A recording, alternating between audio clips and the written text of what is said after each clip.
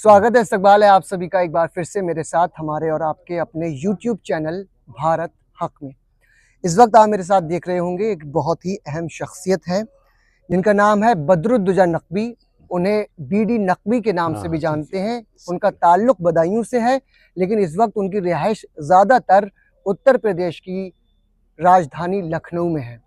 दरअसल बीडी नकवी साहब फॉर्मर जज हैं और आजकल जो वक्फ बिल को लेकर तमाम चीज़ें चल रही हैं, चाहे वो वक्फ बिल 1995 हो उसके ताल्लुक से हो, चाहे वो वक्फ अमेंडमेंट बिल 2024 जो कि अभी प्रोसेस में है उसके ताल्लुक से हो, बहुत सारे मामलात, बहुत सारी चीज़ें हैं जो एड्रेस नहीं हो पाती हैं। तो सबसे पहले साहब आपका बहुत बहुत इस्तकबाल है हमारे साथ हमारे। मैं अपने नाजरीन के लिए, अपने दर्शकों के लिए ये गुजारिश करता हूँ आपसे कि ये जो वक्फ अमेंडमेंट बिल है इसे आप मुख्तसर तौर पर बहुत ही सादा और आसान अल्फाज में डिफाइन करें, तो जिससे उन लोगों को ये चीज़ बेहतर तौर पर समझ में आ सके। देखिए, ऐसा है, इस्लामिक लॉ में वक्फ का कॉन्सेप्ट है। वक्फ जो है वो दो तीन तरह के होते हैं। एक तो पहले ही समझ लीजिए, वक्फ में कोई भी इंसान अपनी जायदाद को वक्फ करता है, डेडिकेट करता है कि अब उसका मालिक अल्लाह होगा। वक्फ दो तीन तरह के होते हैं, वक्फ अलल औलाद, वक्फ अलल खैर, और बहुत से ये जो इबादतगाहों के लिए वक्फ है, तीसरा कैटेगरी वो होती है। इसकी एक ख़ास बात यह है कि इस प्रॉपर्टी को कभी बेचा नहीं जा सकता। इस प्रॉपर्टी को इस्तेमाल जो वाकिफ़ होता है, जो क्रिएटर ऑफ द वक्फ है, वो लिख देता है कि मेरी प्रॉपर्टी का इस्तेमाल, इससे जो फ़ायदा होगा, जो उसका पैसा आएगा, आमदनी होगी, वो गरीब बच्चों के लिए, यतीमों के लिए, यसीरों के लिए, और जो भी ऐसे काम हो जो इस्लाम अप्रूव करता हो खैर के लिए, वो सब है। जैसे सराय में लोग आके ठहरेंगे, या कोई पानी का सिस्टम कर दिया, हॉस्पिटल है, तो ये सारे कोई भी ऑब्जेक्ट है, उस ऑब्जेक्ट को पूरा होना चाहिए। अब प्रॉब्लम ये आ रही है कि वक्फ के ऑब्जेक्ट के हिसाब से क्या वक्फ की प्रॉपर्टी का इस्तेमाल हो रहा है, लेकिन ये है इन हाउस मैकेनिज्म। ये गड़बड़ियां हैं लोगों में। लोग वक्फ की जायदाद का अलल खैर जो ऑब्जेक्ट है उसको ना करके अपने लिए इस्तेमाल कर लेते हैं। ये एक प्रॉब्लम है, लेकिन उस प्रॉब्लम को हम और तरह से डील कर सकते हैं। सरकारी डील करेगी। सरकार को इस तरह के ऑडिटर में उठा देने चाहिए कि वो ये देखें कि इस ऑब्जेक्ट जो दिया गया है वक्फ डीड में, क्या वो ऑब्जेक्ट पूरे हो रहे हैं। बात यहाँ तक है, लेकिन बात यहाँ तक पहुँची कि जो मुतवल्ली हैं, जो वाकिफ़ है, जिसने वक्फ पर्पसली क्रिएट करा, आपने कहा नहीं साहब 11 में से 7 गवर्नमेंट अपॉइंट कर देगी मेंबर, तो फिर उसके ऑब्जेक्ट कहाँ रहेंगे। फिर तो 4 जो वो बचेंगे जो असली उसके मुतवल्ली होंगे, 4 उसके ट्रस्टी होंगे, आप कह सकते हैं, और बकिया 7 लोग हो जाएंगे। तो इस तरह उनका मकसद, जो पूरा वक्फ अमेंडमेंट बिल का मकसद है, पूरी प्रॉपर्टी को हड़प कर लेना, यूसर्व कर लेना, जिसको अंग्रेजी में कहते हैं। इसलिए हम जैसे लोगों को भी निकल के आना पड़ा कि नहीं, ये तो बड़ी ज़्यादती है और ये बिल्कुल अनकॉन्स्टिट्यूशनल है। आप समझ लीजिए, हिंदुस्तान का आइन बिल्कुल परमिट नहीं करता। मैं बिल्कुल यकीन रखता हूँ कि अगर ये पार्लियामेंट पास भी कर देगी तब भी ये जुडिशरी में जाके ये फेल होगा अमेंडमेंट।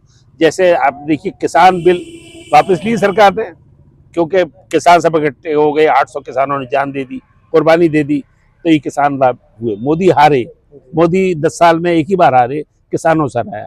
लड़ाई जो मैं सोचता हूँ, यही नैरेटिव आज मैंने दिया कि हिंदुस्तान की अक़लियत को ये समझ लेना चाहिए कि वो कोई भी लड़ाई अकेले नहीं लड़ सकती, उसको और लोगों का साथ लेना है।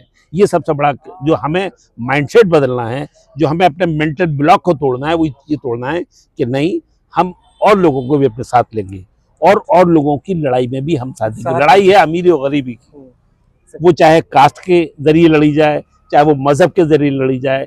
हिंदुस्तान में गरीब को रोटी अच्छी तरह मिलेगी या नहीं मिलेगी, ये सबसे बड़ा सवाल है। वो ट्रस्ट एक्ट हो, आपने देखा कि ये जो राम मंदिर का ट्रस्ट बना, उसके अंदर सिर्फ ब्राह्मण लिए गए, कोई बैकवर्ड जो हमारा भाई जो बेचारा काबर उठाता है, जो बेचारा धर्म के लिए लड़ाई लड़ता है, जो जय श्री राम की लड़ाई लड़ता है, उसको भी मेंबरशिप नहीं मिली, क्योंकि ट्रस्ट में पैसा था।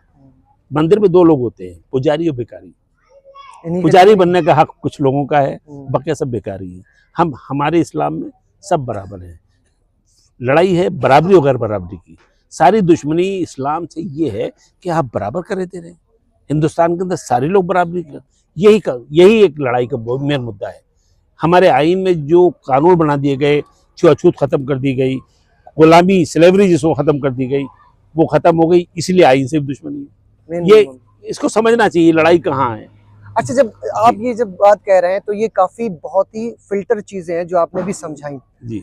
दरअसल हमारा जो मुआशरा है को आपने जो बात कही, हमको तमाम लोगों की लड़ाई में शामिल होना चाहिए जी। और तमाम लोगों को हमारी लड़ाई में शामिल होना चाहिए। यानी कि आप इस तरह से कह सकते हैं इस चीज को कि गंगा जमनी तहजीब को इस डेफिनेशन में भी हमें लेनी चाहिए जी। लेकिन जो मौजूदा हुकूमत है, चाहे वो रियासत की हुकूमत हो यूपी की, चाहे वो सेंट्रल गवर्नमेंट हो, उनका मेन मोटिव जो नजर आता है साफ तौर पर कम्युनिटीज में, कास्ट में, लोगों में ना इत्तेफाकियां पैदा करना। उस चीज पे आप क्या कहना चाहते हैं? क्या कोई कभी लोगों को समझ में आएगी ये चीज? देखिए, लोगों को समझ में आ रही है। अगर लोगों को समझ में नहीं आती तो ये जो आज बीजेपी पार्टी है उसके पास 240 सीटें क्यों होती? ये सब 350 हो जाना चाहिए। उत्तर प्रदेश में इतना बुरा हाल, उत्तर प्रदेश के अंदर हुआ, महाराष्ट्र में हुआ, तो आपने देखा लोग समझ गए कि नहीं इनकी नीयत खराब है, रिजर्वेशन ये खत्म करना चाहते हैं। हिंदुस्तान में backward reservation for the schedule caste, उससे एक इनकलाब आया, समाज में लोग आगे बढ़े। ये एक इनकलाब है जो खामोशी से कानून के जरिए आया। अब कानून के जरिए इनकलाब आ गया, उनको वो चीज़ बर्दाश्त नहीं है। हम उस तरह के हैं कि जब बराबरी हो जाए तो रिजर्वेशन खत्म कर दीजिएगा। मैं तो हाई कास्ट का हूँ, मतलब जैसे, लेकिन मैं रिजर्वेशन का अलमबरदार हूँ पूरी तरह से। मैं चाहता हूँ कि नहीं, रिजर्वेशन हमारे पसमानदा को, हमारे गरीबों को, हमारे हिंदू भाइयों को, जो भी लोग हैं जो कमजोर है, उसे मौका मिले, ताकि वो ऊपर आ सके। क्योंकि हमारे सिस्टम में जो बेईमान लोग हैं, अगर हम रिजर्वेशन खत्म कर देंगे तो सब वो अपना अपना भर देंगे, जैसा हुआ आपने नीट के एग्जाम में देखा। ये प्रॉब्लम है सबसे। हिंदुस्तान में वो ताकतें जो पहले डिस्क्रिमिनेशन करती थी, कुछ लोगों को गुलाम बनाया था, वो लोग अब फिर पावर में है, वो लोग पुराने निजाम को दाखिल। बिल्कुल बिल्कुल। बस एक आखिरी सवाल जी। आज जो है ना, ये तमाम चीजें जो हो रही हैं, इससे कहीं ना कहीं हम लोगों को, यानी उम्मत मुसलमान को, हमारी कम्युनिटी को कुछ सबक लेना जरूरी है। ठीक है, टेक्नोलॉजी के बेसिस पे, एजुकेशन के बेसिस पे, तमाम पे आपका क्या मैसेज है इस सारे पस मंजर में, इस बैकग्राउंड में? देखिए, ऐसा है कि मेरा ये मैसेज है कि ये हम सब लोगों को, कमज़ोर तबके जो हिंदुस्तान में समाज में जो वीकर सेक्शन है, हमें उनको उठाना है, उनका साथ देना है। इस्लाम हमारी जागीर नहीं है। ये मैसेज आज हमारे पास है, कल दूसरे के पास है, राइट है ना। ये हमें सोचना, हमें ब्रॉडर कैनवस देना है। मैंने जमात इस्लामी प्रोग्राम में कहा, उन लोगों ने पूछा था बताइए हिंदुस्तान में क्या करें, मैंने एक मशवरा दिया, मैंने कहा जमात इस्लामी का नाम बदल के जमात इंसानी कर दीजिए। समझिए आप? तो लोग हंस पड़े, जैसे आपको हंसी आई, कह रही है क्या? अरे इसलिए कि सारे इंसान सब बराबर है। हमें हमारा सफर इंसानियत की तरफ है, हमारा ऑब्जेक्ट इंसान होना चाहिए। ये नहीं कि इस मजहब का है, मुसलमान है कि हिंदू है, न हो। ये अमीर है, ये गरीब है, ये कमजोर है। कमजोर को हमारी जरूरत है, ताकतवर को हमारी कोई जरूरत नहीं। इस्लाम की बुनियाद ताकतवर अगर कोई मुसलमान है तो हमारी कोई जरूरत नहीं, है ना। कमजोर अगर हमारा हिंदू भाई है, उसे भी जरूरत है, शेड्यूल कास्ट है, उसे भी जरूरत है। और ये कहना छोड़ दीजिए कि हिंदू या 80% कुछ नहीं। वहाँ भी जो है वो शेड्यूल कास्ट भाई अलग है, बैकवर्ड भाई अलग हैं, और मुख्तलिफ जाते हैं हिंदुस्तान के अंदर। ये एक टर्म जो है इस्तेमाल करना सारे लोगों को गलत है, मेरी राय है। तो अपना मेंटल ब्लॉक तोड़िए, नई तरह से सोचिए, नया हौसला, नई उड़ान भरिए। जो नैरो माइंडेड सोच अभी है उसे खत्म करना होगा। बिल्कुल खत्म करना। कितना अर्सा लग जाएगा आपको लगता है ये चीजें खत्म? कम से कम 10 साल तो लगेंगे साहब, मिनिमम। मैं 10 साल से ज्यादा नहीं लगेगा, क्योंकि अब पेस जो डिजिटल है, जो हमारा पेस है कम्युनिकेशन का, वो बहुत फास्ट है। इसी नोट पे हम बात खत्म करते हैं। जैसे बहुत बहुत शुक्रिया।